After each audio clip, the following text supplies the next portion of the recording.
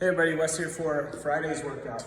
In addition to the back squat and the bench cycle that we're doing, part of this strength cycle is working on some overhead, shoulder to overhead complexes and different cycling techniques. So that way we're getting really comfortable with the difference between strict press, and push jerk.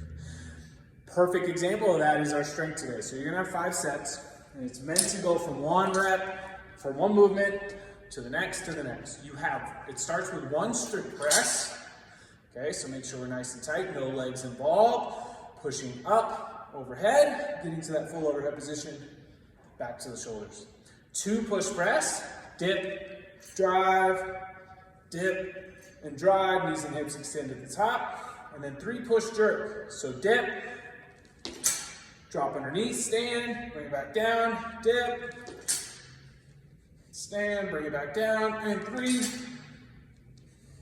and back down. If you're struggling to go between push press and push jerk, or some of that cycling, it's a great time to practice it. Go a little bit lighter, really focus on that technique. You're gonna have plenty of shoulder overhead coming in the workout. So you will have 5 sets on that. You can definitely build as you get more comfortable, but the goal is to get the movements, not about the weight that we're going with overhead. For the workout, this is a different format that I've seen basically my whole time here, but I think it's intriguing. 2 minutes of work on, 1 minute of work off until you finish all the work that's written. And it's a lot. There's an 18-minute cap, but it's 60 shoulder to overhead, 80 sit-ups, and 100 box jump overs. Okay? It's a lot of stuff. You can split this however you want, but keep in mind, you're working for 2 minutes, coach is gonna say rest.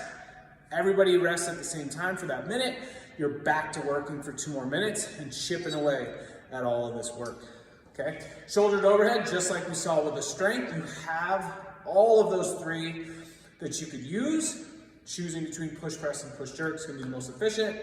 Definitely not strict press, but 60 of them. So keep in mind maybe a weight that you can do 10 or so each time you pick up the bar. You then have those sit-ups, depending on your sit-up endurance.